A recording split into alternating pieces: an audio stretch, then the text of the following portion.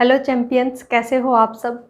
I hope आप सब बहुत अच्छे होंगे। हमारे चैनल नीट बायो साइंस पर आप सबका वेलकम।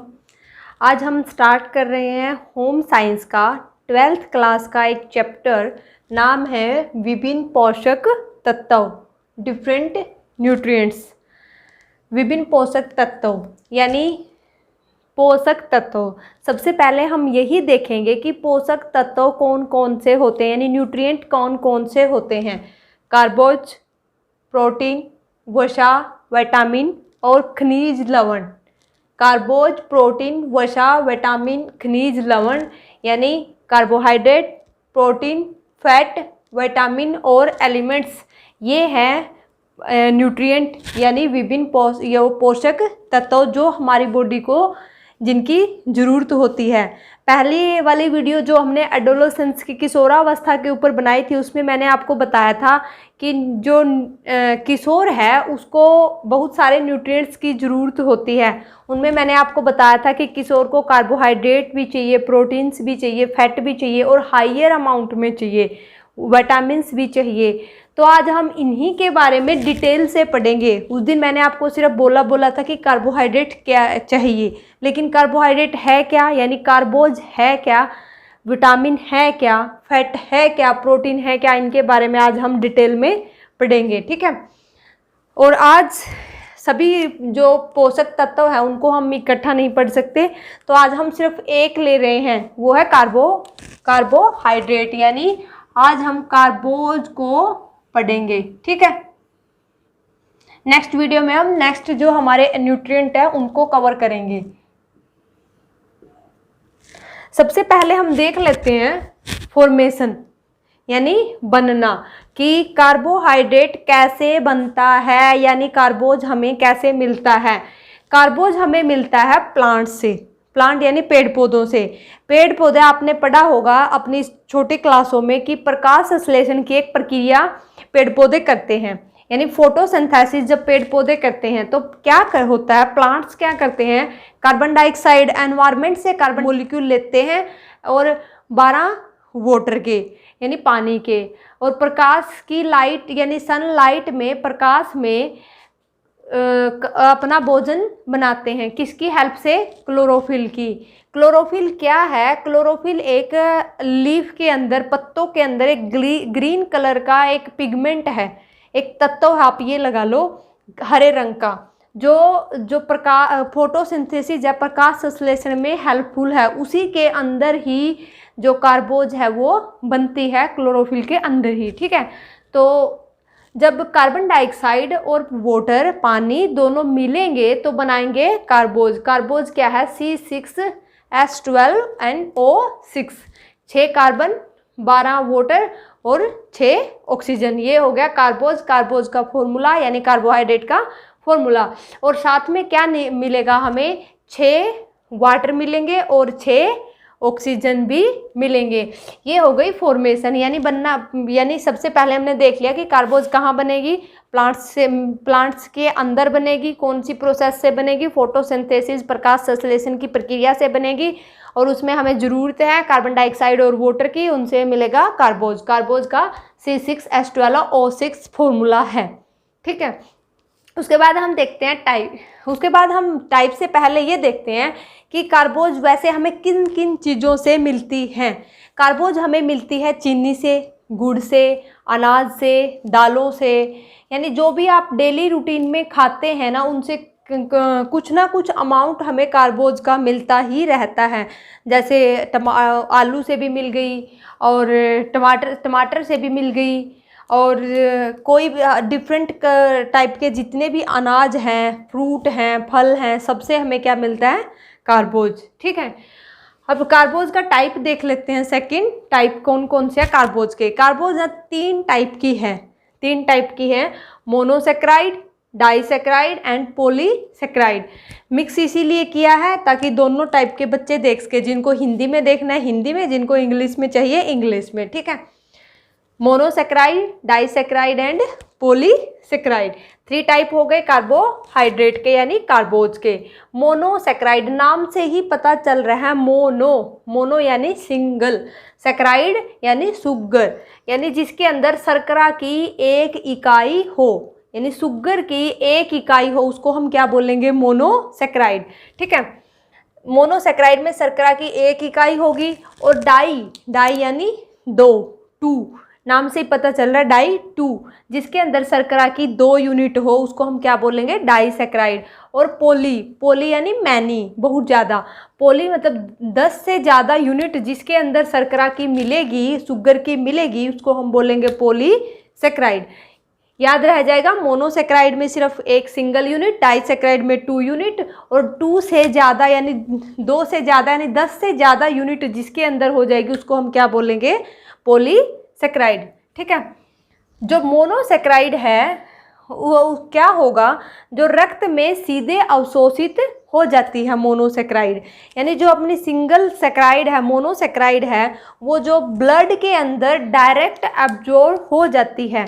इसको एब्जॉर्ब करने के लिए हमें किसी एडिशनल चीज़ की ज़रूरत नहीं पड़ती है, डायरेक्ट एब्जॉर्ब हो जाती है, रक्त के अंदर सीधी अवशोषित हो जाती है। जैसे ही हमने खाना खाया, खाना डाइजेस्ट हुआ, और डाइजेस्ट होते ही जो उससे हमें कार्बोज मिली है, कार्बोहाइड्रेट मिली है, वो सीधे हमारे ब्लड के अंदर चली जाएगी, और ब्लड से यानी खून से हमारे बॉडी के अलग अलग पार्ट में चली जाएगी, यानी सीधे अवशोषित हो जाती है।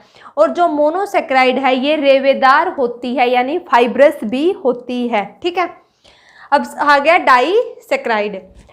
उससे डाईसेकेराइड में क्या होगा, बोला था 2 शर्करा की यूनिट। और जो डाइजेशन है डाईसेकेराइड का, मैंने बोला था मोनोसेकेराइड सीधे अवशोषित हो जाती है रक्त में, लेकिन डाईसेकेराइड ऐसा नहीं होगा। डाईसेकेराइड को ब्लड में या रक्त में जाने के लिए पहले किस में कन्वर्ट होना पड़ेगा, मोनोसेकेराइड में, यानी डाई यानी 2 मॉलिक्यूल हैं, 2 है, अगर 2 है तो 2 को ब्रेक होना पड़ेगा 1 और 1 में, 2 मॉलिक्यूल्स को टूटना पड़ेगा 1 में, फिर ये ब्लड के अंदर डायरेक्ट एब्जॉर्ब हो सकते हैं, डायरेक्ट अवशोषित हो सकते हैं।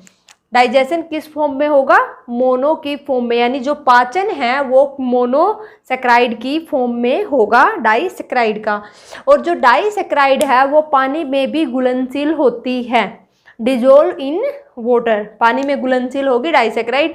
जो डाईसेकेराइड है हाइयर स्वीटर देन मोनोसेकेराइड भी बहुत मीठे होते हैं, लेकिन जो डाईसेकेराइड है वो मोनोसेकेराइड के कंपैरिजन में ज़्यादा मीठा होता है। ठीक है, अब पॉलीसेकेराइड बोल दिया जिसमें 10 से ज़्यादा यूनिट हो सेकेराइड की, शुगर की। ठीक है, जो पॉलीसेकेराइड का पाचन है वो भी डायरेक्ट नहीं होता, ब्लड के अंदर डायरेक्ट नहीं अवशोषित हो सकती है। इनका पाचन पहले डाइजेशन कैसे होगा, पॉलीसेकेराइड को ब्रेक होना पड़ेगा डाईसेकेराइड में। ठीक है, और डाईसेकेराइड को ब्रेक होना पड़ेगा फिर मोनोसेकेराइड में। जैसे पॉलीसेकेराइड में हम मान लेते हैं 20 मॉलिक्यूल हैं, तो 20 पहले ब्रेक होगा 2 2 2 2 2 2 में, और फिर ये ब्रेक होंगे 1 1 1 1, और फिर ये जाएंगे ब्लड में। ठीक है, फिर ये जाके ब्लड में एब्जॉर्ब हो सकते हैं, यानी डायरेक्ट पॉलीसेकेराइड को ब्लड के अंदर एब्जॉर्ब करना पॉसिबल नहीं है। ठीक है, इतना समझ में आया। उसके बाद जो पॉलीसेकेराइड है वो ठंडे पानी में नहीं घुलते, मोनोसेकेराइड पानी में डाईसेकेराइड पानी में घुलनशील है। ठीक है, लेकिन मोनोसेकेराइड ठंडे पानी में घुलनशील नहीं है, इनको हम गर्म पानी में तो डिजोल्व कर सकते हैं, लेकिन ठंडे पानी में नहीं। और जो पॉलीसेकेराइड है वो मीठे नहीं होते, मोनो और डाईसेकेराइड दोनों मीठे होते हैं, लेकिन पॉलीसेकेराइड मीठे नहीं होते। पॉलीसेकेराइड का जो वेट है, बार है, वो भी ज़्यादा होता है, और जो पॉलीसेकेराइड है उनको हम सिर्फ पकने के बाद ही खा सकते हैं, यानी कच्चा हम पॉलीसेकेराइड को नहीं खा सकते। ठीक है, अब एक बार ये हो गया इनका अंतर, यानी इन सब में डिफरेंस क्या है पॉली, डाई और मोनोसेकेराइड में। अब इनका टाइप देख लेते हैं। मोनोसेकेराइड के भी टाइप हैं, डाईसेकेराइड के भी टाइप हैं, और पॉलीसेकेराइड के भी टाइप हैं। मोनोसेकेराइड की 3 टाइप हैं, ग्लूकोज, फ्रुक्टोज और गैलेक्टोज। या टाइप ना बोल के आप इनको ये बोल दो कि मोनोसेकेराइड भी 3 होते हैं, ग्लूकोज, फ्रुक्टोज और galactose. Glucose, fructose, galactose Hindi और इंग्लिश में सेम रहेगा, ठीक है। जो ग्लूकोज है वो हमें मिलती है अनाज से, ठीक है। जो भी हम राइस, गेहूँ, गेहूँ, मक्का, जो भी हम अनाज लेते हैं उनसे हमें क्या मिलेगी? ग्लूकोज। दालों से भी हमें थोड़ी बहुत ग्लूकोज मिल जाती है। और जो फ्रुक्टोज है, फ्रुक्टोज हमें मिलती है मोस्टली फ्रूट्स से, यानी गन्ना हो गया, अंगूर हो गए, जितने भी फल हैं मीठे फल, उनसे हमें क्या मिलती है? फ्रुक्टोज, ठीक है। और जो ग्लैक्टोज है, ग्लैक्टोज हमें मिलती है डायरी प्रोडक्ट से, मिल्क से। यानी जो ग्लैक्टोज है उसका सीधा संबंध होता है लैक्टोज से, ठीक है। यानी लैक्टोज जब ब्रेक होगा, वो ब्रेक किस में होगा? लैक्टोज किस में टूटेगा? ग्लूकोज, ग्लैक्टोज में। और ग्लैक्टोज फिर हमें किससे मिली? मिल्क, मिल्क से लैक्टोज, लैक्टोज की ब्रेक होके क्या मिलेगा? ग्लैक्टोज। तो ग्लैक्टोज किससे मिली अगर हम देखें तो? डायरी प्रोडक्ट से, जो से दूध, दही, पनीर, इनसे, ठीक है। अब डाइसेक्राइड है, उसके टाइप है माल्टोज, सुक्रोज और लैक्टोज, ठीक है। माल्टोज भी हमें किन से मिलता है? अनाज से। अनाज वगैरह से हमें माल्टोज मिल जाएगा। शकरकंदी, स्वीट पोटैटो से माल्टोज मिल जाएगा। कुछ ऐसे सोर्स हैं माल्टोज के। और जो सुक्रोज है, सुक्रोज हमें हनी से मिलता है, चुकंदर से मिलता है। कुछ ऐसे सोर्स सुक्रोज के हैं, और भी बहुत सारे हैं, बहुत हैं, हनी, बीट। और जो लैक्टोज है वो हमें मिलता है, लैक्टोज का तो सबको पता ही है, दूध में होता है, दही में होता है, मिल्क और कर्ड से। यानी जो मिल्क प्रोडक्ट हैं जितने भी, उनसे हमें क्या मिलता है? लैक्टोज, ठीक है। जो पॉलीसेक्राइड है, पॉलीसेक्राइड के भी मैनी टाइप हैं। पॉलीसेक्राइड में फर्स्ट आ जाएगा glycogen, starch, cellulose, dextrin. Hindi English में सेम रहेगा, ग्लाइकोजन, स्टार्च, सेलुलोज और डेक्स्ट्रिन, ठीक है। ग्लाइकोजन भी मोस्टली हमें किन से? ग्लाइकोजन भी मोस्टली हमें अनाज वगैरह से मिल जाता है, ठीक है। स्टार्च प्लांट के अंदर बनता है, प्लांट के अंदर जो उनका डाइजेशन होता है, प्लांट में जो फूड वो बनाते हैं, कार्बोहाइड्रेट जो बनती है और ये डाइजेस्ट होती है, तो ये किसकी फॉर्म में होती है? स्टार्च की फॉर्म में। सेलुलोज भी प्लांट्स के लीफ के अंदर ही मिल जाता है। डेक्स्ट्रिन भी एक कॉम्प्लेक्स है, इन सब से मिलके डेक्स्ट्रिन बन जाता है, ठीक है। अब हमने एक बार इसको रिवाइज कर लेते हैं कि टाइप कौन कौन से थे। Monosaccharide, disaccharide, polysaccharide. मोनोसेक्राइड में 1 शर्करा, डाइसेक्राइड में 2, और पोली में ये भी बोल सकते हैं 2 से ज़्यादा, लेकिन मोस्टली हम 10 से ऊपर वाले को ही पॉलीसेक्राइड बोलते हैं, ठीक है। जो मोनोसेक्राइड है उसके टाइप है ग्लूकोज, फ्रुक्टोज और ग्लैक्टोज। डाइसेक्राइड के माल्टोज, सुक्रोज और लैक्टोज। और पॉलीसेक्राइड के ग्लाइकोजन, स्टार्च, सेलुलोज और डेक्स्ट्रिन। आप ये सोच रहे होगे मैम ने तो पूरा लिख दिया और एक्सप्लेन कर दिया। बस ये इसीलिए है कि आपका टाइम कम लगे, लिखने में ज़्यादा टाइम लगता है, साथ साथ में अब टाइम कम लगे और आप आसानी से सब कुछ चीज़ गेन कर सके कम टाइम में, ठीक है। अब हम देखते हैं कार्य, फंक्शन क्या है। थर्ड, पहले हमने देखा क्या था? Formation, second type. अब थर्ड देखते हैं फंक्शन, यानी कार्य क्या है कार्बोज के यानी कार्बोहाइड्रेट के कार्य क्या क्या है। कार्बोहाइड्रेट का फर्स्ट अगर हम फंक्शन देखें तो क्या है? Source of energy. सबसे बड़ा कार्बोहाइड्रेट का फंक्शन यही है कार्बोज का कि एक सोर्स ऑफ ऊर्जा का कार्य करता है, ऊर्जा का एक स्रोत है, हमें ऊर्जा प्रोवाइड करता है कार्बोहाइड्रेट। 1 ग्राम कार्बोज अगर हम लेंगे, ओनली 1 ग्राम कार्बोज, तो वो 4.1 कैलोरी हमें ये एनर्जी प्रोवाइड करेगा। यानी एनर्जी कितनी मिलेगी? 4.1 कैलोरी एनर्जी, ठीक है, 1 ग्राम कार्बोज से, 1 ग्राम कार्बोहाइड्रेट से।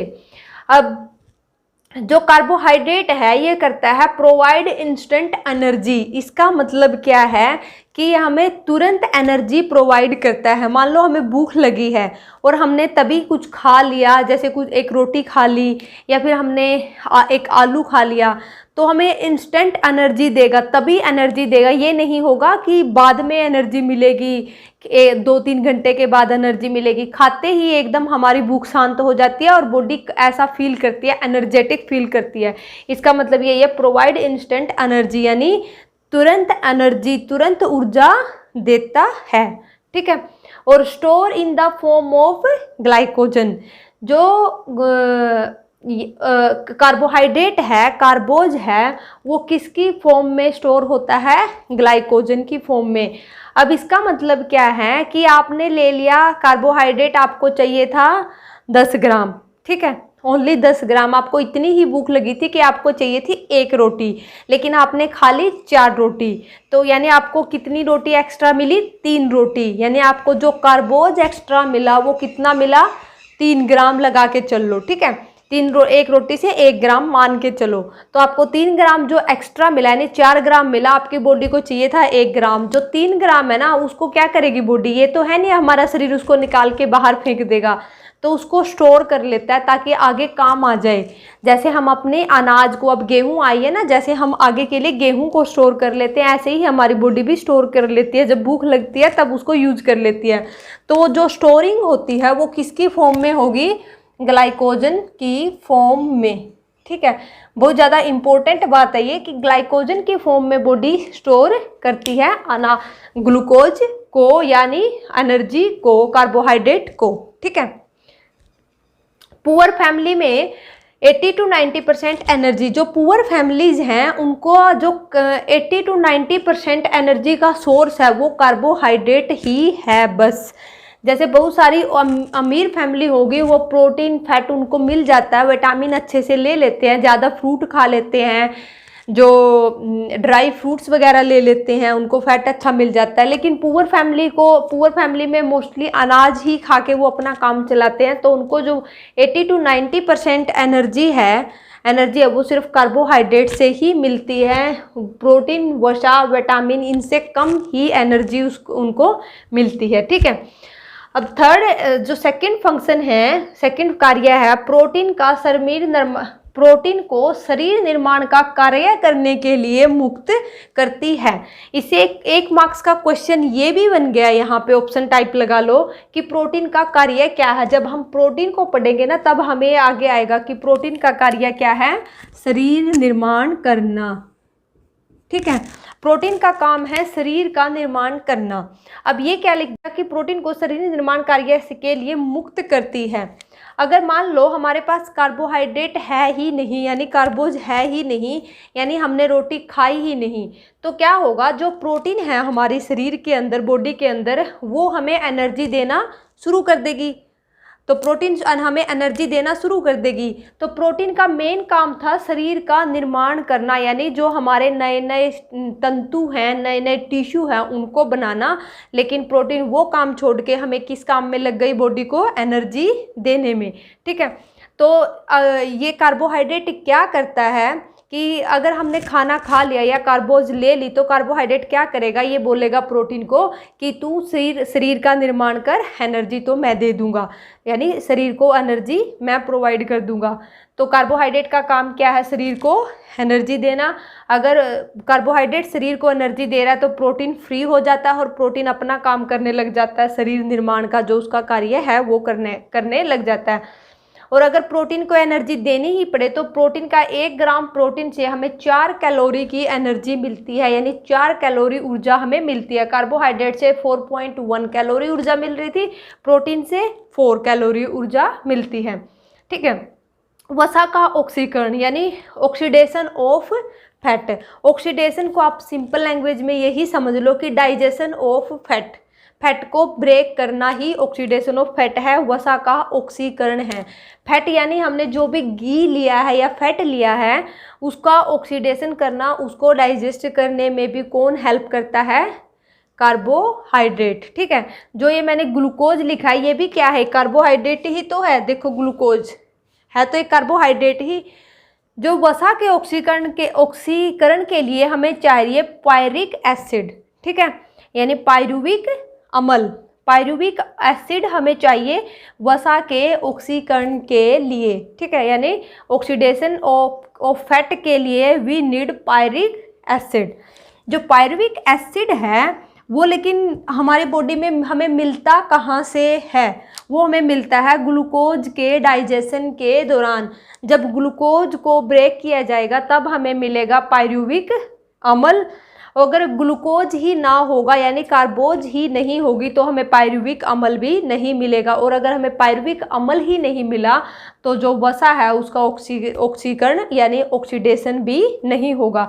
इसीलिए जो वसा के ऑक्सीडेशन के लिए भी हमें क्या चाहिए, कार्बोज यानी ग्लूकोज।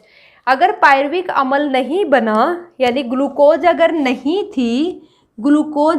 थी बॉडी के अंदर तो पायरुविक अम्ल भी नहीं बनेगा। पायरुविक अम्ल नहीं बनेगा तो फैट का ऑक्सीकरण नहीं होगा। तो जो वसा है उसका अगर ऑक्सीकरण नहीं हुआ, उसका डाइजेशन नहीं हुआ तो वसा कन्वर्ट हो जाएगी कीटोन बॉडी में, और ये कीटोन बॉडी हमारी बॉडी के लिए हानिकारक होती हैं। ठीक है, तो कोशिश यही रहती है कि कीटोन बॉडी ना बनने मिले और हम हर रोज ग्लूकोज को यानी कार्बोज को प्रॉपर अमाउंट में लेते रहें। ठीक है, फोर्थ इसका फंक्शन होगा पाचन में सहायता करता है।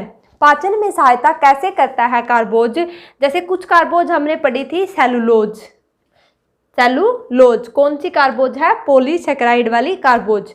जो सेलुलोज है इससे हमें कोई भी एनर्जी नहीं मिलती। सेलुलोज से एनर्जी यानी ऊर्जा एनर्जी नहीं मिलती। ठीक है, लेकिन फिर भी ये पाचन में कैसे हेल्प करती है, डाइजेशन में कैसे हेल्प करता है। सेलुलोज क्लीन कर देता है हमारे इंटेस्टाइन को, क्योंकि सेलुलोज डाइजेस्ट ही नहीं होता हमारी बॉडी के अंदर। ह्यूमन की बॉडी के अंदर सेलुलोज डाइजेस्ट होता है ओनली एनिमल्स की बॉडी के अंदर, जैसे बफेलोज है, काउज है, इनकी बॉडी के अंदर सेलुलोज डाइजेस्ट हो जाता है, पच जाता है, लेकिन हमारी बॉडी के अंदर नहीं होता। तो हमारी बॉडी के अंदर जब सेलुलोज डाइजेस्ट नहीं होगा तो वो क्या करेगा, जो फाइब्रस उसकी फॉर्म है ना, यानी रेशेदार जो उसकी फॉर्म है उसी फॉर्म में वो बाहर निकलेगा। अब बाहर निकलते टाइम वो हमारी जो इंटेस्टाइन है, जो हमारी आंतें हैं, उनको साफ करता हुआ चलेगा, जिससे हमें कॉन्स्टिपेशन वगैरह की दिक्कत नहीं होती। इसलिए बोलते हैं कि ग्रीन यानी हरी सब्जी खानी चाहिए। हरी सब्जी में क्या होता है, ज़्यादातर सेलुलोज। और सेलुलोज हमें ऊर्जा तो नहीं देता लेकिन क्लीनिंग का काम भी ज़रूर करता है, क्योंकि खाने के साथ साथ साफ सफाई भी बहुत ज़्यादा ज़रूरी है। ठीक है, तो क्लीनिंग का काम कौन करता है, सेलुलोज। और जो इसका फिफ्थ फंक्शन, कुछ ऐसे फंक्शन भी है नॉर्मल, जैसे जो हमारे हृदय है, जो हमारा हार्ट है, उसकी जो गति है उसको भी मेंटेन करके रखता है कार्बोहाइड्रेट, कार्बोज। क्योंकि हृदय को जो ऊर्जा है वो किससे मिलेगी, कार्बोज से मिलेगी, और कार्बोज से जो हृदय को ऊर्जा मिलेगी उससे वो अपना काम करता रहेगा। जो हमारा नर्वस सिस्टम है, जो हमारा नाड़ी संस्थान है, जो भी हमारा ब्रेन है, उसको भी एनर्जी की बहुत ज़्यादा ज़रूरत होती है।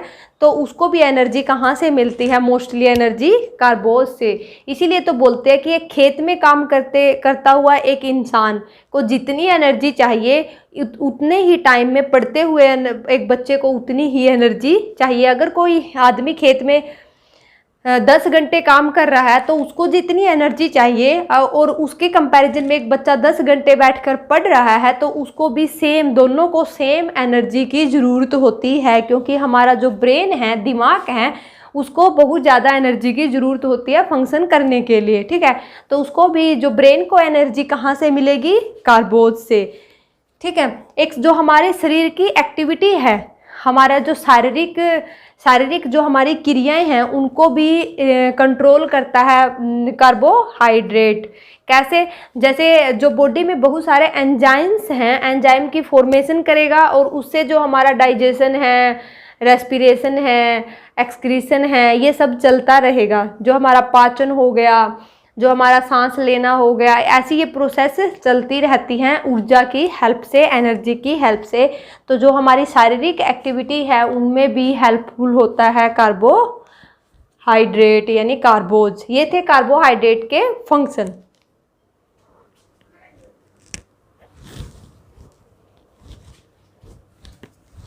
अब फोर्थ पॉइंट हम देखते हैं, effect on body by lack of carbohydrate. हमने कार्बोहाइड्रेट की फॉर्मेशन देख ली थी, उसके टाइप देख लिए थे और उसके फंक्शन भी देख लिए थे। फोर्थ पॉइंट देखते हैं, effect on body by lack of carbohydrate. यानी अगर कार्बोहाइड्रेट की कमी हो जाए, कार्बोज की शरीर में कमी हो जाए तो उसका प्रभाव क्या पड़ेगा, ये देखते हैं।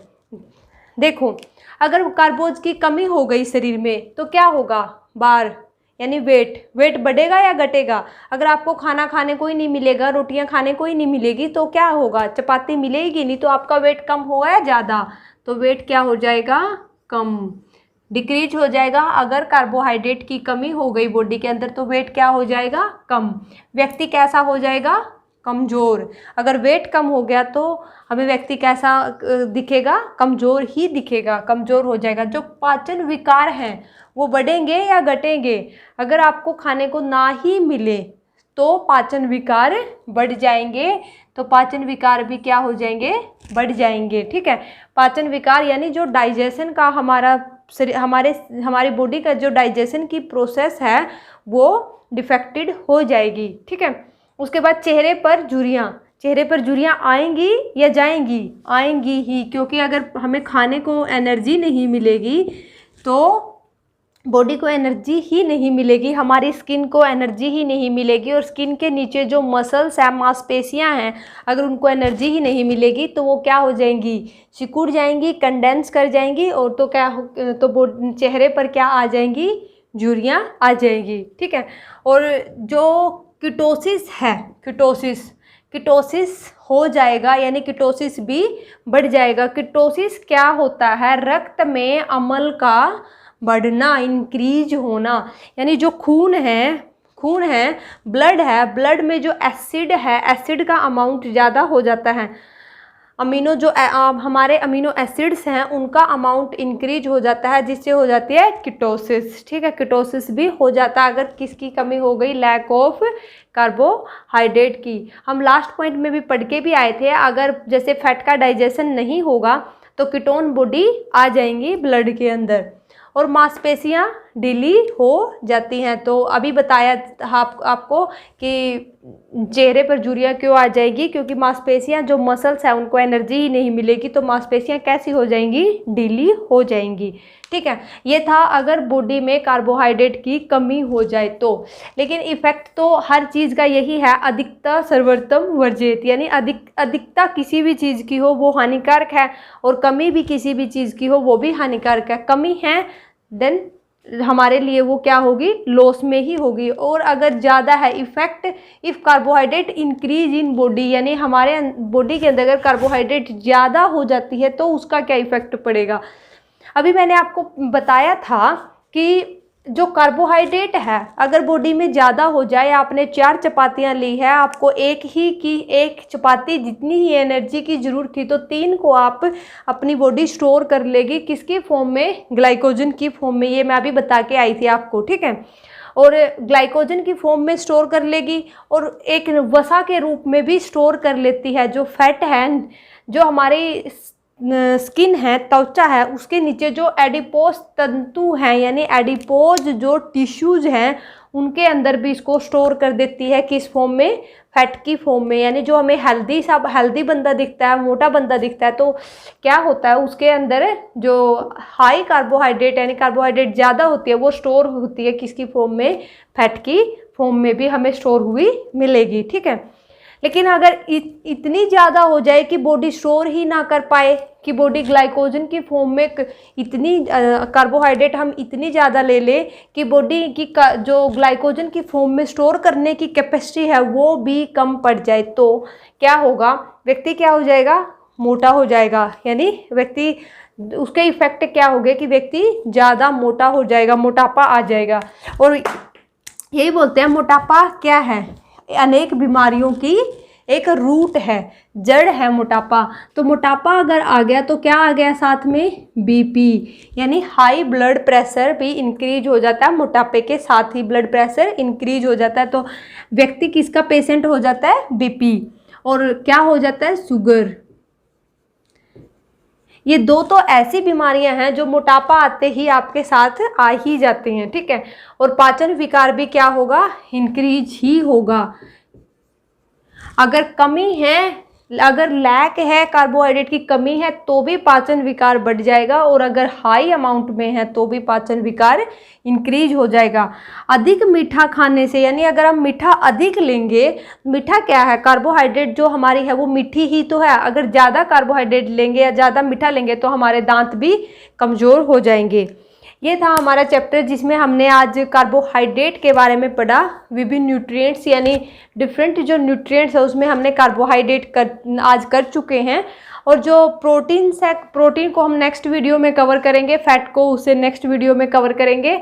आपके जनरल इन्फॉर्मेशन के लिए बता दूं, ये chapter exam point of view से बहुत ज़्यादा इम्पोर्टेंट है और इससे बहुत ज़्यादा क्वेश्चंस भी आते हैं। और ये चैप्टर थोड़ा साइंस से रिलेटेड हो जाता है तो बच्चों को समझ भी कम आता है।